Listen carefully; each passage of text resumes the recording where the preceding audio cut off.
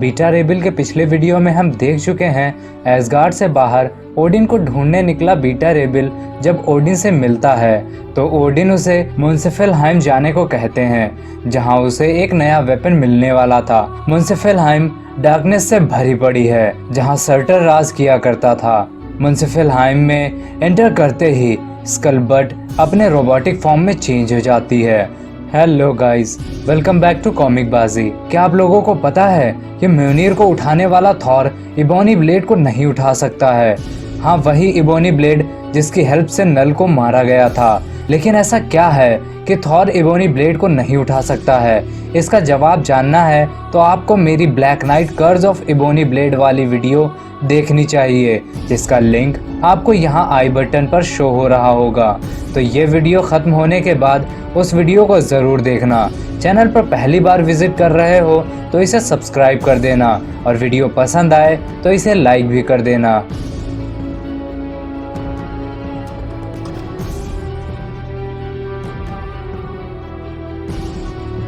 Scott के robotic form में change होने के बाद बिल, स्क्रज और पिप के लिए इसे सच मानना मुश्किल था।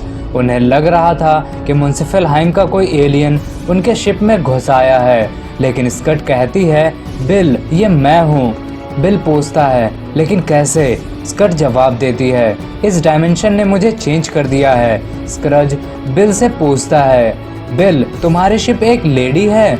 बिल जवाब देता है, मुझे नहीं पता, मैं तो इसे एज अ शिप ही जानता हूँ। तो स्कट जवाब देती है, मैं अभी भी एक शिप ही हूँ, इस डायमेंशन ने मुझे चेंज कर दिया है। सीन शिफ्ट होता है, हम देखते हैं मुंसिफिलहाइम में कुछ क्रीचर्स जो फायर फॉर ब्लेज चिल्ला रहे थे। ऐसा लगता है कि वो फायर के भूखे हैं। वो हमले के लिए इनके शिप की तरफ बढ़ते चले आ रहे थे। इधर बिल परेशान था ये सोचकर कि वो ये सब कुछ कैसे करेगा। तभी पिप उन्हें बताता है कि कुछ इनकी तरफ आ रहा है। स्क्रज स्कट से कहता है, हम लोग इन्हें शूट क्यों नहीं कर रहे? तो स्कट बताती है कि सिस्टम ऑनलाइन आने में वक्त लगेगा, तो गन्स को मैन्युअली ही ऑपरेट करना होगा। बिल उन्हें ऑपरेट करने के लिए कहता है और सब अपने अपने काम में लग जाते हैं। स्क्रज तो इस गेम को बहुत एंजॉय कर रहा होता है, लेकिन उन क्रीचर्स की तादाद कम ही नहीं हो रही थी। तभी स्कट बताती है कि उनके इंजन्स शट डाउन हो रहे हैं, हम गिर रहे हैं, हमारे नीचे माउंटेन्स और लावा है, तो शायद उससे हमें हेल्प मिल जाएगी। स्क्रच कहता है, तुम्हारे सोचने का तरीका मुझे पसंद आया। स्कट को डर था कि कहीं वो क्रैश ना कर जाएं। वो शिप को किसी और फॉर्म में चेंज करने की कोशिश करती है, लेकिन ऐसा नहीं हो पाता है। लेकिन वो लोग बच जाते हैं और वो क्रीचर्स लावा में गिर जाते हैं और इसी के साथ वो लोग मर भी जाते हैं। सभी ये देखकर खुश थे, लेकिन स्कट नहीं। सीन शिफ्ट होता है, वो लोग चिल कर रहे होते हैं। तभी स्कट बताती है कि उनके पास ज़्यादा वक्त नहीं है, क्योंकि वो लोग उन पर फिर से अटैक कर सकते हैं। और एक प्रोजेक्शन दिखाते हुए कहती है कि शायद ये सब इसकी पूजा करते हैं। बिल कहता है, ये तो शर्टर है। स्कट बताती है कि हम ऐसे ही आराम नहीं कर सकते, हमें जल्दी ही कुछ करना होगा। यह तो हमें इस लावा से निकलना होगा या इसके अंदर घुसना होगा। बिल कहता है, ये क्या बात कर रही हो तुम? इसके अंदर क्यों जाएंगे हम लोग? स्कट उसे याद दिलाती है कि ओडिन ने उन्हें कहा था कि तुम्हें मुंसिफिलहाइम के नीचे जाना होगा, डीप में जाना होगा। तो अगर हम नीचे गए तो ये सेंस तो बनता ही है। पिप कहता है, हमें कैसे पता चलेगा कि वहाँ कुछ नीचे है भी या नहीं? स्कट बताती है कि उसे रीडिंग मिली है कि नीचे कुछ बहुत पावरफुल है, इतना पावरफुल कि वैसा हमने कभी देखा ही नहीं। तो बिल कहता है, तब तो वो ट्विलाइट ही होगी। ठीक है, चलो। सीन शिफ्ट होता है, हम देखते हैं स्कट बिल के पास जाती है जब वो अकेला होता है। वो कहती है कि मुझे तुमसे अकेले में बात करनी थी बिल। बिल कहता है, ओ अच्छा, आई एम सॉरी, मैं तुम्हें वक्त नहीं दे पाया। तो स्कट जवाब देती है, कोई बात नहीं, मेरा इस तरह इस फॉर्म में चेंज हो जाना तुम्हारे लिए काफ़ी स्ट्रेंज होगा और मेरे लिए भी, लेकिन मेरे पास कुछ है जो मुझे तुम्हें बताना है। तो बिल कहता है, ठीक है, बताओ।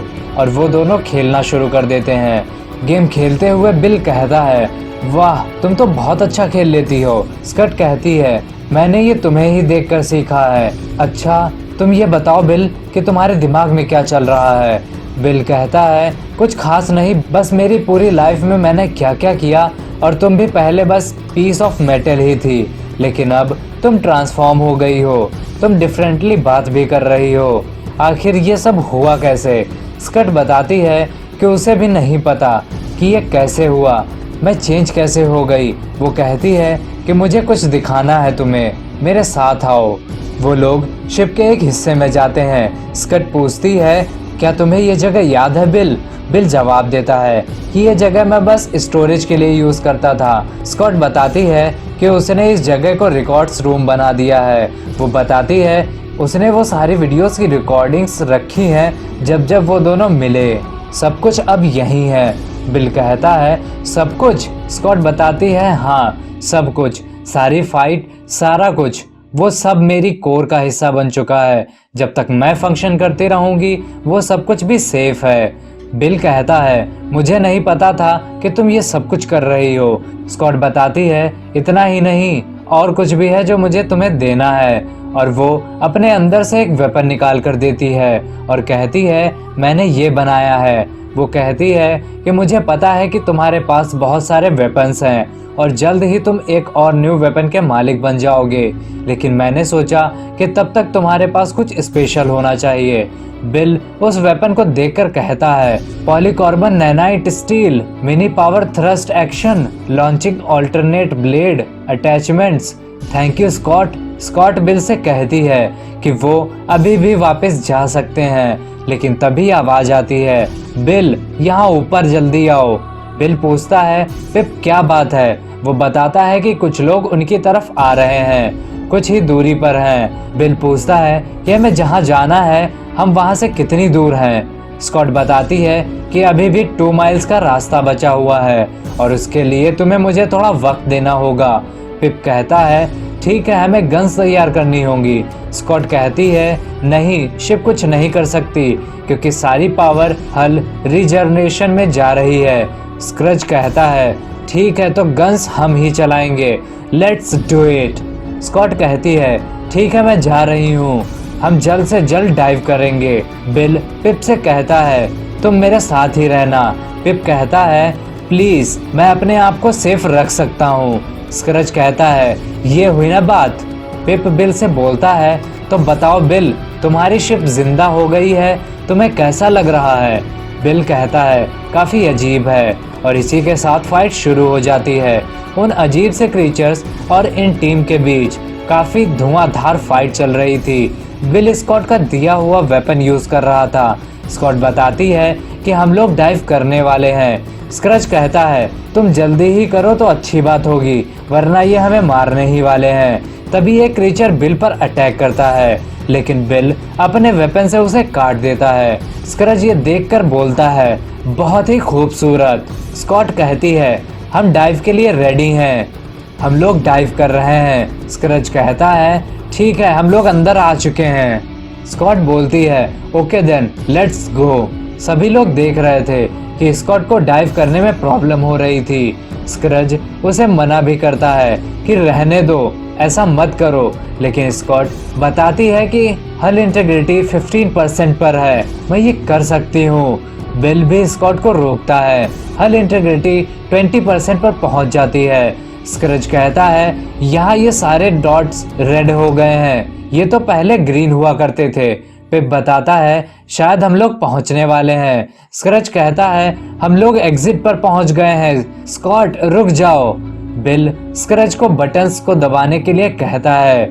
स्क्रच इसी के साथ बटन्स को दबा देता है और इसी के साथ वो लोग उस डायमेंशन से बाहर निकल जाते हैं। बिल कहता है स्कॉट तुमने कर दिखाया, हम लोग बाहर आ गए हैं। लेकिन स्कॉट की हालत ठीक नहीं लग रही थी। उसके साथ क्या हुआ वो सभी पूछते हैं कि क्या हुआ, लेकिन कोई जवाब नहीं आता।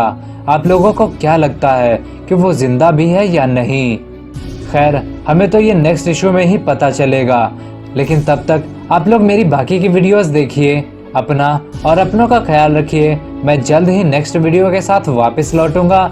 तब तक के लिए बाय बाय।